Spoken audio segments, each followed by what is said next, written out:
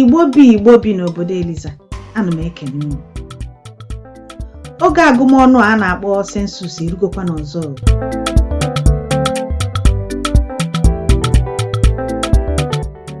Na mbido ọnwa a bụ Maachị, gọọmenti ga-ebido tụbataba mpempe akwụkwọ dị otu a na be gị. Ịmarụgo ọkwa na a na-achị ịmalite agụmọnụ CENSUS a. Emechaa atụbatakwa gị obere ngwugwu leta ga-akọwarụ gị ka a ga-esi mee CENSUS a. Ụbọchị a ga-eme CENSUS a bụ ụbọchị 12 n'ọnwa Maachị a, 21st March.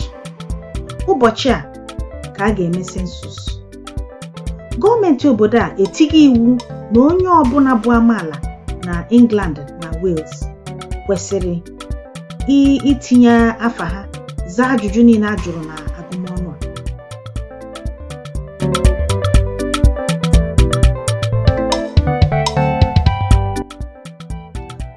Ajụjụ a dị oke mkpa maka mmasịkwa gasị uche m gakwa na ya nkwụcha abụrọkwa ụjọ, mana ihe m ga-akọwara gị bụ na ihe sonye n'iwu gọọmenti dere maka agụmọnụ a bụ na ndị uwe ojii, ndị na-afụ maka mbata na ọpụpụ obodo, ndị immigration, na ndị ngalaba ọchịchị a na-akpọ kansụl agaghị enwe ohere hụ ozi dị n'ime agụmọnụ a mara onye bụ onye.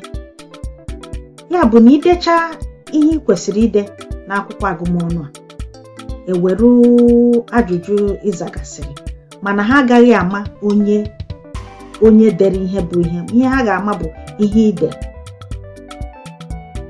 O mee afọ 100 years ka a na-atọghepụzi ozi niile enwetara na agụmọnụ a. Ihe nji agwa gị ihe a bụ ka obi kaa gị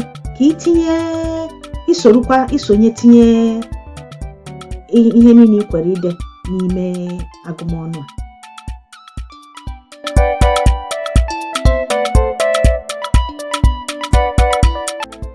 Ndị nke m, ọkwana ka ọra m n'ọnụ. Unu ekwekwana ka anyị dị ka ọnụ akọrọ anyị.